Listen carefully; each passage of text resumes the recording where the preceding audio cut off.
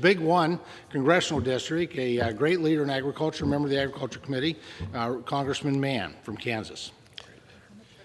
Thank how you, much time, Ranking Member Thompson. Mr. Speaker, For 2 minutes, the gentleman is recognized. I rise today to speak in opposition to H.R. 7606. I support our country's farmers, ranchers, and agriculture producers because they're the lifeblood of America. They keep us food and fuel secure and therefore free and self-determining as a nation. I co-sponsor the Year-Round Fuel Choice Act, which would address limitations on reed vapor pressure and allow for producers to supply and consumers to purchase E15 year-round.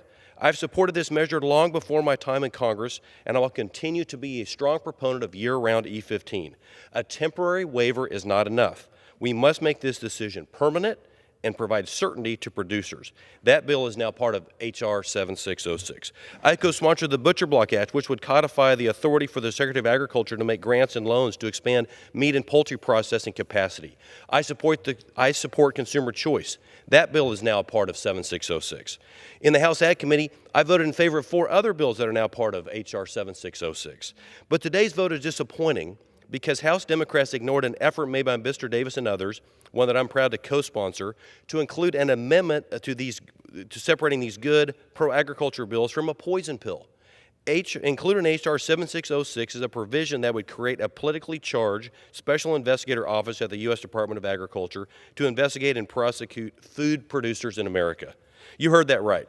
The original H.R. 7606 and a provision in today's so-called Lower Food and Fuel Cost Act would create a new office at USDA to investigate and prosecute the people who work to feed us.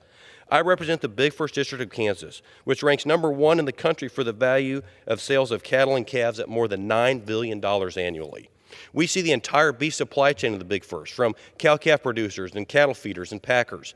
Under the Packers and Stockyard Division at USDA, all those players, all of them, are already subject to strict inspection. Under H.R. 7606, they would be subject to a type of politically charged scrutiny we expect of no other related business. And do you think that a Democrat-controlled Congress and USDA would stop there? No. H.R. 7606 would set the horrible precedent for political administrations to inspect and prosecute anything and anyone they disagree with. Today it's packing facilities. Tomorrow it's cornfields and biofuels facilities, or wheat growers and milling stations. Gentlemen, an additional 30 seconds. Thank you, Rick. The gentleman is recognized. Today it's packing facilities. Tomorrow it's cornfields and biofuel facilities, or wheat growers and milling stations. I support farmers, ranchers, and agriculture producers in this country, and I'm disappointed this poison pill is concluded. Thank you, Ranking Member. With that, I yield back. Gentleman reserves. The gentleman